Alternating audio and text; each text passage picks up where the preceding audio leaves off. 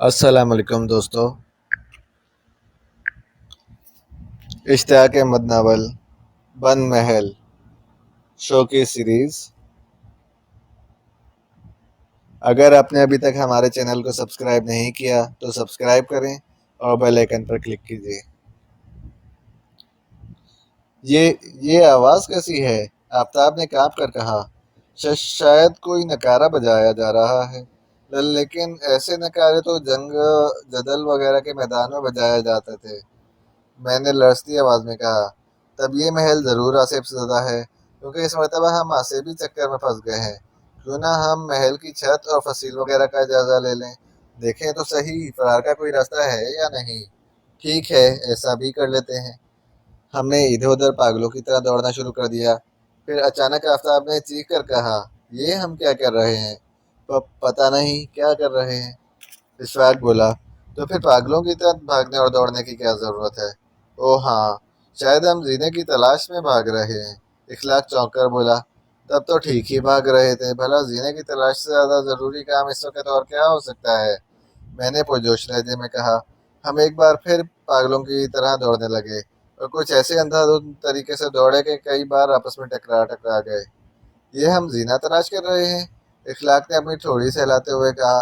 اشفاق کا سر اس کی ٹھوڑی سے ٹکرا گیا تھا۔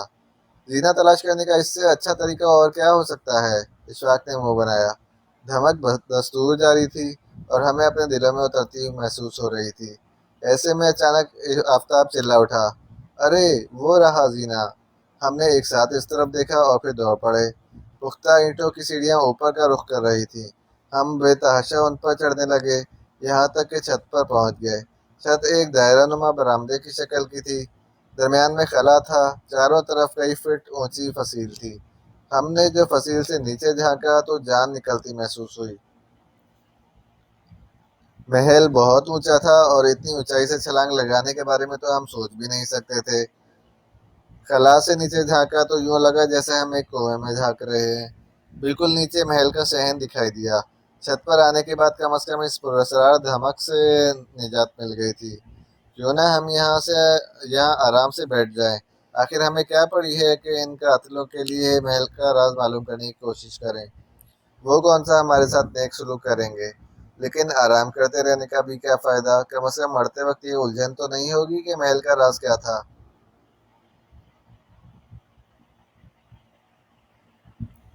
خیر آؤ نیچے چلیں۔ پہلا مسئلہ تو روشنی کا ہے۔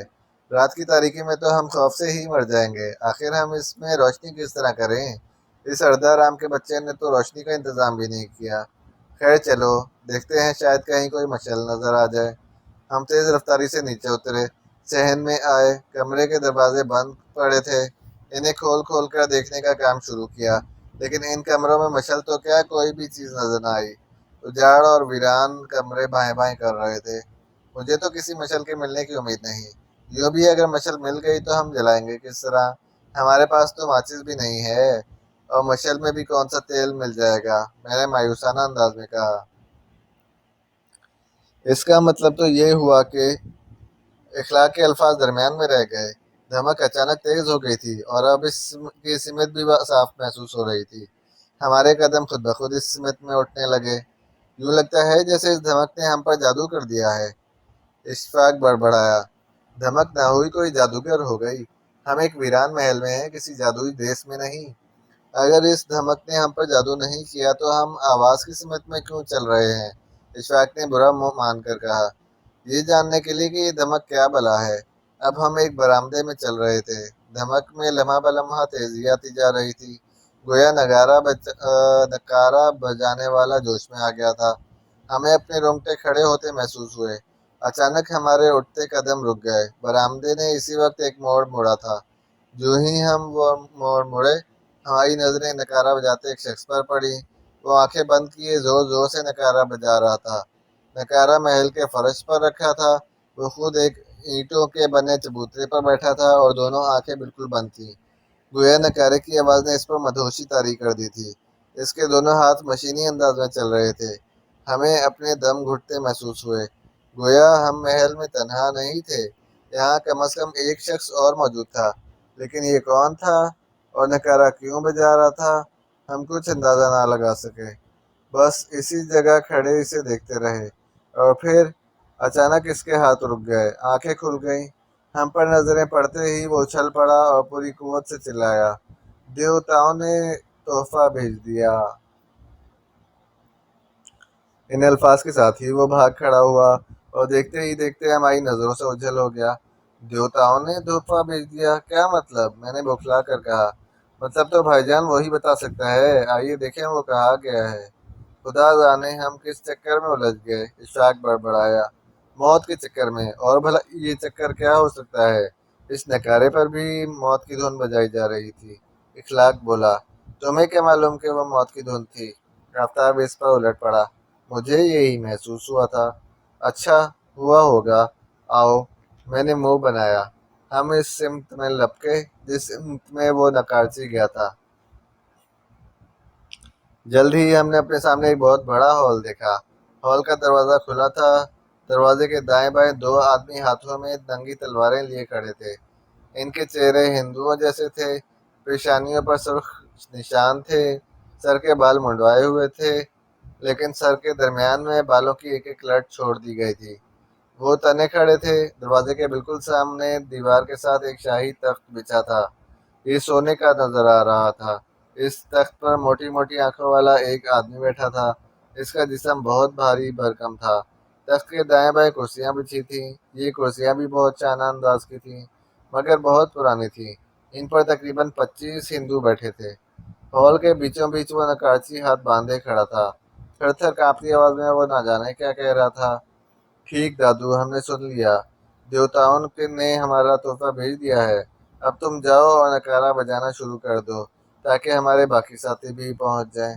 بہت بہتر عالیجا، اس نے کہا، سیدھا ہوا اور ہال سے باہر نکل آیا۔ ہم پر ایک نظر ڈالتے ہوئے پھر نکارے کی طرف چلا گیا۔ جلد ہی دھمک کی آواز پھر کانوں میں پڑنے لگی، سنو، یہ لوگ دروازے کے ذریعے ہی اندر آئے ہوں گے، آؤ بھاگ چلیں، موقع اچھا ہے۔ میں نے سرگوشی کی، ٹھیک ہے آئیے۔ ہم تیزی سے مڑے اور دروازے کی طرف دوڑ پڑے۔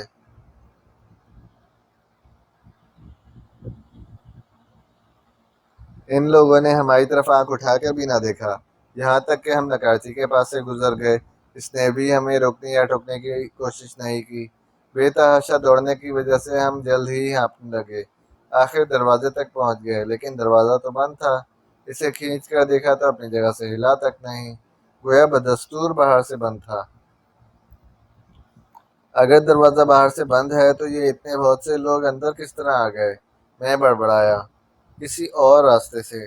تو پھر ہمیں بھی فرار ہونے کے لیے وہی راستہ تلاش کرنا ہوگا۔ ہماری طرف آنکھ اٹھا کر نہ دیکھنے کا ایک ہی مطلب ہو سکتا ہے، یہ کہ یہ لوگ جانتے ہیں ہم محل سے کسی طرح فرار نہیں ہو سکتے، انہیں اس خوش فہمی میں مبتلا رہنے دیتے ہیں۔ آؤ ہم وہ دوسرا راستہ تلاش کریں۔ محل کیا تھا؟ ایک بھول بھلیا تھا۔ کمرہ با کمرے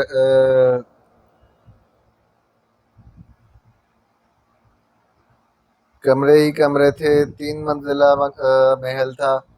ہم دروازے سے پلٹ کر پھیرے صحن میں آئے، بری طرح چکراتے رہے، لیکن دوسرا کیا کوئی بھی راستہ نظر نہ آیا۔ اب تو میں بھی یہی کہوں گا، ہم ضرور خواب دیکھ رہے ہیں۔ اگر یہ خواب ہے تو اور بھی اچھا ہے، اس صورت میں ہم دراصل اپنے بستروں پر پڑے سو رہے ہیں۔ صبح سویرے آنکھ کھل ہی جائے گی اور ہم جان ہی لیں گے کہ خواب دیکھ رہے تھے۔ اچانک ایک کمرے کا دروازہ کھلا نظر آیا۔ کھلے دروازے کو دیکھ کر ہمیں حیرت ہوئی، کیونکہ اس ہال کے سوا کوئی کمرہ کھلا نہیں ملا تھا۔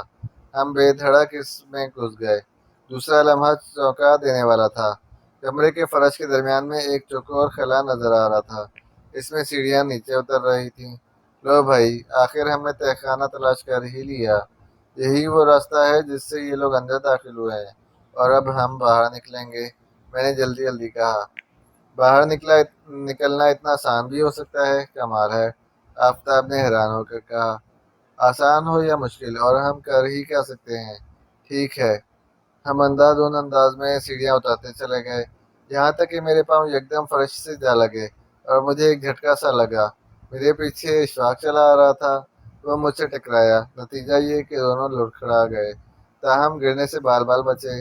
ہم نے آنکھیں پھاڑ پھاڑ کر تہہ خانے کا منظر دیکھا، لیکن یوں لگا جیسے حواس گم ہو گئے ہوں، اور کچھ سجھائی نہ دے رہا ہو۔ ساتھ ہی ہم نے محسوس کیا بدبو سے ہمارے دماغ پھٹ جائیں گے۔ تہخانے میں ایک مشعل جل رہی تھی۔ مشعل کی روشنی میں ہمیں بے شمار ہڈیوں کے پنجر پڑے نظر آئے، انسانی پنجر جو ایک دوسرے کے اوپر پڑے تھے۔ ان میں سے اکثر کے حصے الگ الگ ہو گئے تھے۔ تہخانہ پختہ اینٹوں کا تھا۔ ہوا کی آمد و رفت بھی محسوس ہوئی۔ نہ جانے ہوا کس طرف سے آ رہی تھی۔ تہخانے کی دیواروں پر بڑی بڑی گنڈاسا نما تلواریں لٹک رہی تھیں۔ عجیب بات یہ تھی، ان تمام پنجروں پر گوشت نام کی کوئی چیز نہیں تھی، اور نہ کسی پنجر پر کپڑے کی کوئی دھجی نظر آئی۔ یہ ہم کیا دیکھ رہے ہیں بھائی جان؟ آفتاب نے تھر تھر کانپتی آواز میں کہا۔ جو تم دیکھ رہے ہو وہی میں دیکھ رہا ہوں، میں بڑبڑایا۔ اب ہم تھر تھر کانپ رہے تھے، ہونٹوں پر پپڑیاں جم رہی تھیں، اور یوں محسوس ہو رہا تھا جیسے ہم نے کئی روز سے پانی نہ پیا ہو۔ یہ محل تو بھوت محل معلوم ہوتا ہے، اخلاق بولا۔ تو اس ہال میں کرسیوں پر بھوت بیٹھے تھے؟ لیکن شکل و صورت کے لحاظ سے تو وہ انسان تھے۔ اشفاق نے نفی میں سر ہلایا۔ تو کیا ہوا، بھوت انسانی شکل میں بھی تو آ سکتے ہیں۔ پتہ نہیں آ سکتے ہیں یا نہیں، زندگی میں آج تک کسی بھوت سے ملاقات نہیں ہوئی، ورنہ اس سے سوال ضرور کرتا۔ میرا تو اب دم گھٹنے لگا ہے، آؤ اوپر ہی چلیں۔ یہاں فرار کا راستہ کہاں؟ ہاں یہ تو موت کا راستہ ہے، بلکہ موت کا تہخانہ کہنا چاہیے۔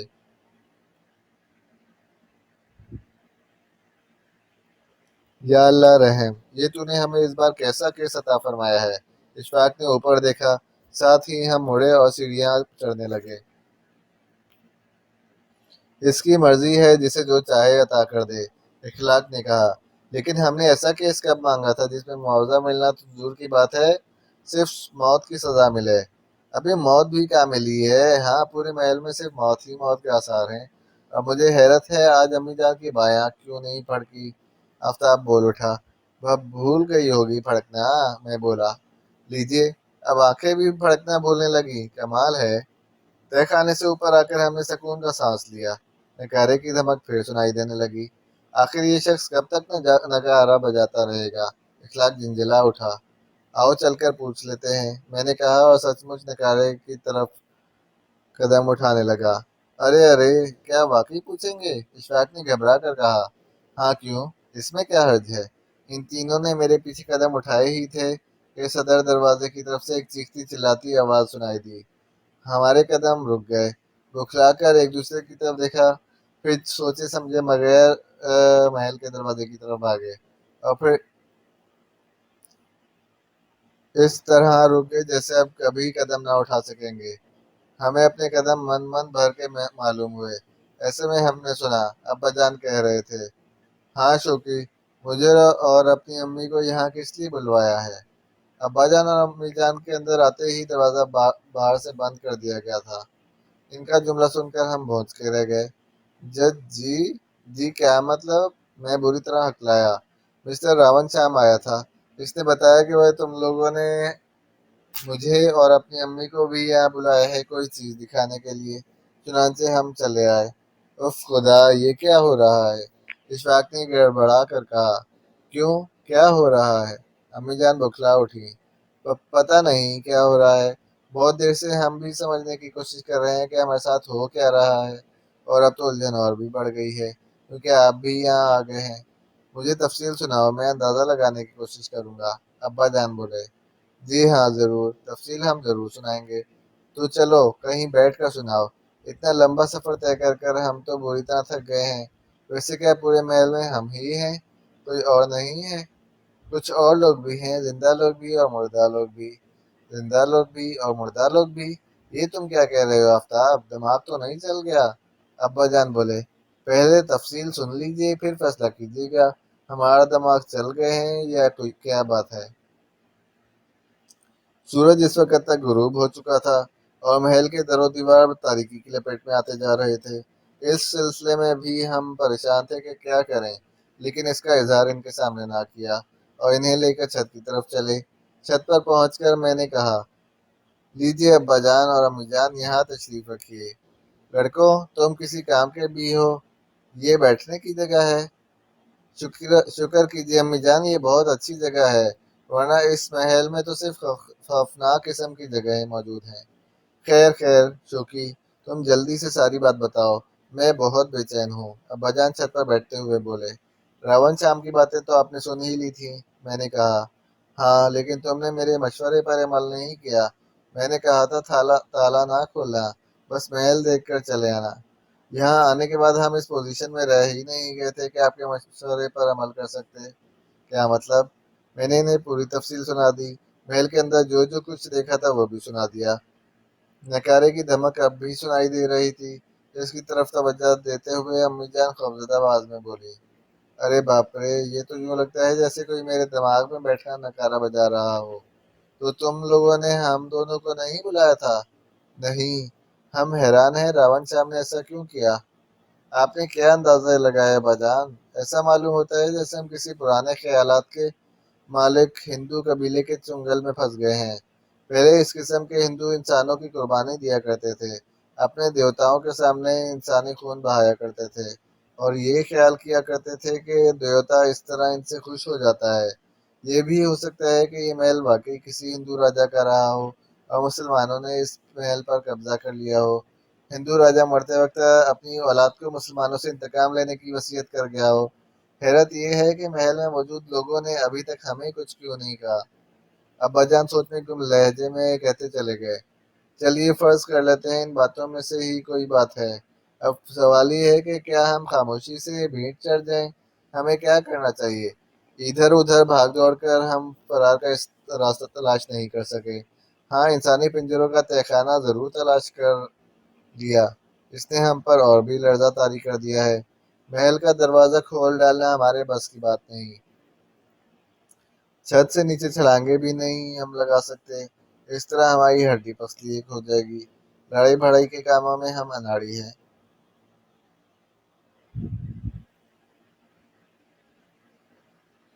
آپ شاید کچھ ہاتھ دکھا سکیں، لیکن بغیر ہتھیار کے کیا کام چل سکے گا؟ اف اللہ، ہم کس مصیبت میں پھنس گئے، میں کہتا چلا گیا۔ اور مزے کی بات یہ کہ یہ کیس ہم نے اللہ سے دعا کے ذریعے مانگا تھا۔ تب تم کیا کہنا چاہتے ہو؟ اشفاق نے اسے گھورا۔ کہ کچھ نہیں، اللہ جو کرتا ہے اچھا ہی کرتا ہے، ہم شکایت کرنے والے کون ہیں؟ ہاں ٹھیک ہے۔ اسی وقت سیڑھیوں پر کسی کے قدموں کی آواز سنائی دی۔ ہم چونک اٹھے، بلکہ گھبرا کر کھڑے ہو گئے۔ ہم نے دیکھا ہال کے دروازے پر کھڑے ہوئے پہرے داروں میں سے ایک چھت پر آ رہا تھا۔ اوپر آتے ہی اس نے کہا، چلیے جناب، وقت ہو گیا ہے۔ وقت ہو گیا ہے؟ کس چیز کا وقت ہو گیا ہے؟ میں نے بھنا کر کہا، دربار میں حاضری دینے کا۔ راجہ صاحب اب آپ لوگوں کو دربار میں دیکھنا چاہتے ہیں، اور اگر ہم نہ جائیں؟ کیسے نہیں جائیں گے؟ یہ ننگی تلوار لے جائے گی آپ کو۔ ارے ہاں، اسے تو ہم بھول ہی گئے، واقعی بہت اچھی چیز ہے، مسلمانوں نے اس سے بہت کام لیا۔ اشفاق جلدی سے بولا، ہاں، لیکن آج اس سے ہم کام لیں گے۔ اچانک مجھے ایک بات یاد آئی، ابا جان کی عدم موجودگی میں نے اس طرف توجہ نہیں دی تھی، لیکن اب جب کہ ابا جان بھی یہاں موجود تھے اور امی جان بھی آ گئی تھی، تو اس طرف توجہ دیے بغیر کوئی چارہ نہیں تھا۔ چنانچہ میں نے کچھ سوچ کر کہا، اچھا تم چلو، ہم ابھی آتے ہیں۔ ساتھ ہی کیوں نہیں چلتے؟ ہمیں اپنے اللہ سے دعا کرنی ہے۔ اوہ ضرور ضرور، یہ مہلت ضرور دی جائے گی۔ دعا مانگتے ہی نیچے آ جانا۔ بہت بہتر، میں بولا اور وہ الٹے قدموں واپس چلا گیا۔ لیجیے ابا جان، پہلے تو اللہ سے دعا مانگ لیں تاکہ ہم جھوٹے نہ پڑیں۔ یہ کہہ کر میں نے دعا کے لیے ہاتھ اٹھا دیے، انہوں نے بھی میرا ساتھ دیا۔ ہم نے ایک ساتھ کہا، یا اللہ ہماری مدد فرما۔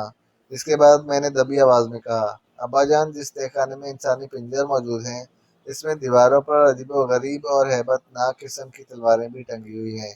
کیوں نہ ہم ایک ایک سنبھال لیں، مرنا تو ہے ہی، کیا خبر ہم ان ہندوؤں میں سے چند کو ٹھکانے لگانے میں کامیاب ہو جائیں۔ ہم تو خیر تلوار چلانا نہیں سیکھ سیکھ سکے، آپ شاید اس فن میں سد بد رکھتے ہوں۔ بس الٹے سیدھے ہاتھ چلا لیتا ہوں، ماہر بالکل نہیں ہوں۔ پھر آپ کیا کہتے ہیں؟ ٹھیک ہے، ہمیں ہاتھ پیر ضرور چلانے چاہیے۔ تو پھر آئیے ہم ایک ایک تلوار حاصل کر لیں۔ امی جان، آپ تہہ خانے والے کمرے میں اوپر ہی ٹھہریے گا، میں نے کہا۔ میں تنہا کس طرح ٹھہروں گی؟ امی جان بکھلائے ہوئے لہجے میں بولی۔ لیکن انسانی پنجر دیکھ کر آپ ڈر جائیں گی؟ تو کیا ہوا، ڈر لوں گی، وہ بولی۔ آخر ہم اس کمرے کی طرف چل پڑے، لیکن جو ہی دروازے پر پہنچے ٹھٹک کر رک گئے۔ کمرے کے دروازے پر اب تالا لگا دیا گیا تھا۔